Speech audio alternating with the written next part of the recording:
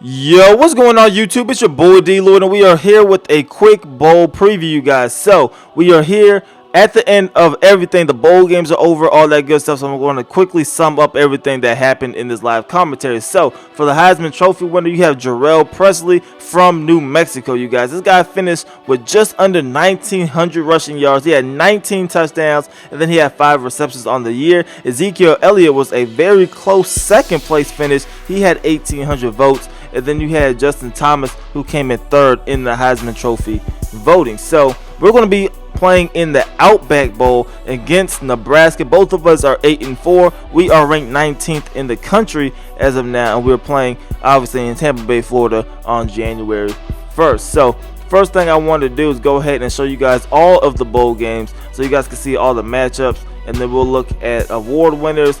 And then I'll go ahead and show you guys our recruiting one last time before we get into this final game. So the bowl games, you have Texas A&M and Colorado starting things off in the New Mexico Bowl. You have Tulsa, Miami in the Beef O'Brady's Bowl. Ohio versus Navy in the Military Bowl. West Virginia and USC, they're playing in the Holiday Bowl. Penn State and Texas, you have UTEP versus Notre Dame playing in the Armed Forces Bowl game. Oklahoma State versus Stanford. They're playing TCU, Arizona. You have Ole Miss versus Duke in one of these games. UCLA versus North Carolina. Georgia versus Clemson. That should be a good game. Alabama versus Minnesota. LSU versus Michigan State. Obviously, we're playing in the Outback Bowl against Nebraska. Then you have Michigan versus Oregon in the Rose Bowl. Oklahoma versus Mississippi State in the Fiesta Bowl. The Sugar Bowl is South Carolina versus Louisville. Orange Bowl, you have Virginia Tech versus Utah. The Cotton Bowl, you got Tennessee versus Kansas State. The Compass Bowl is Auburn versus UMass. GoDaddy.com Bowl is Buffalo versus Western Kentucky. Then the National Championship, you guys, is New Mexico versus Ohio State. So a crazy matchup. The fact that we have New Mexico here in the National Championship game in year 1 is definitely crazy. So let's go ahead and see how they kind of got here, because I know they didn't play a lot of competitive teams this year, but they are 13-0, and we should at least see who they beat to actually get a shot at the national championship. So they beat UTSA, they beat UTEP, they beat Pitt, but besides that, not too much talent. They beat San Diego State. They ended up beating them twice actually. They beat Fresno State, and then they beat Boise State 17-7. So that was their road here to the national championship game. Obviously, Ohio State, they probably had a little more difficult of a schedule. They beat Michigan. They beat Michigan State. They one loss came to Penn State, 33-21. But besides that, they had a pretty good season as well. So now let's go ahead. Let's take a look at the award winners. I know we didn't have any award winners, but just so you guys can see who actually won it. So DeMarcus Smith, he's going to win the Maxwell. He's also going to win the Walter Camp. We have Vanderdoes winning the O'Brien. Hackenberg winning the O'Brien, excuse me. Elliott winning the Walker. Josh Reynolds with the Blittenkoff. Mackey goes to Jake Rowe. Taylor Decker with the Outland. Remington goes to Jack Allen. Man, that's pretty much all the big stuff. I think the Thorpe is going to Kevin Peterson. We did have J.D. Harmon, who was 8th on this list, but he couldn't pull it off. And then the guy, we're not going to win that. And the J.D. Harmon is 3rd on the best returners list. So we had 2 guys, J.D. Harmon on both lists, get close to winning an award, but nobody actually won it. Now taking a look at the All-Americans, I'm pretty sure we don't have a first-team All-American. You have Ezekiel Elliott, then you got Jarrell Presley. Those are your running backs for the first-team All-American squad. And I think that is it, 'cause we don't have anybody on this list. Nope. We don't have any first-team All-Americans. Looking at the second team, you have Hackenberg as the quarterback. And we should at least have 1 or maybe 2 players on here. So, we have Melvin Lewis, who is a second-team All-American. And then we have J.D. Harmon, who was also a second-team All-American as well.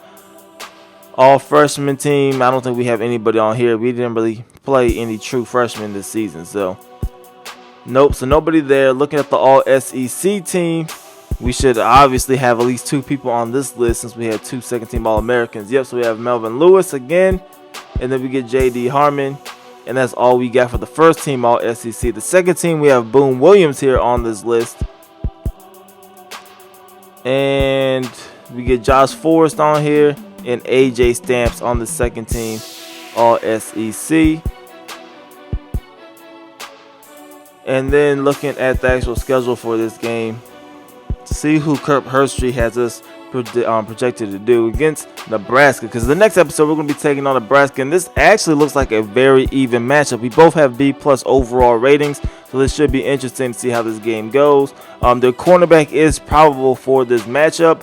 We have JoJo Kemp, who's been out since week 2, I believe, in the season, so it should be a pretty good matchup. Herbstreit has picked us to actually win this matchup, and hopefully he is right. Hopefully we can come through with a victory.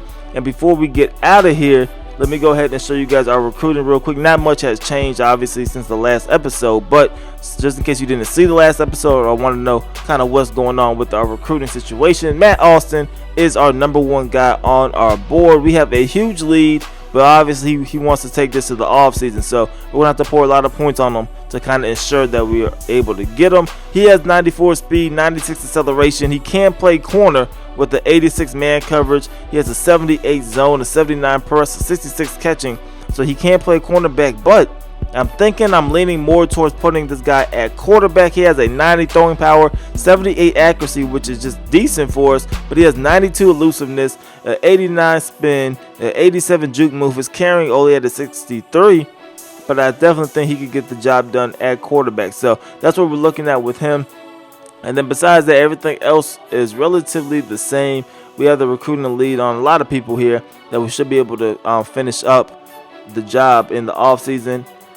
And as for the actual top recruiting classes, I think we're around that 40 mark, about midway. Yeah, so we have the 48th best recruiting class in the country. So nothing too spectacular, but it should improve once we sign some more of these players. As for the #1 recruiting class, you have Alabama, Florida State, Notre Dame, Arkansas, Tennessee, Stanford, South Carolina, Ohio State, Michigan State, and Oklahoma State. That is your top 10 recruiting classes in the country as of right now. So I think that is about everything, you guys. If I miss anything, let me know that in the comment section below. I'll definitely try to get that either in the next video or the video after, because the next video might just be the our bowl game.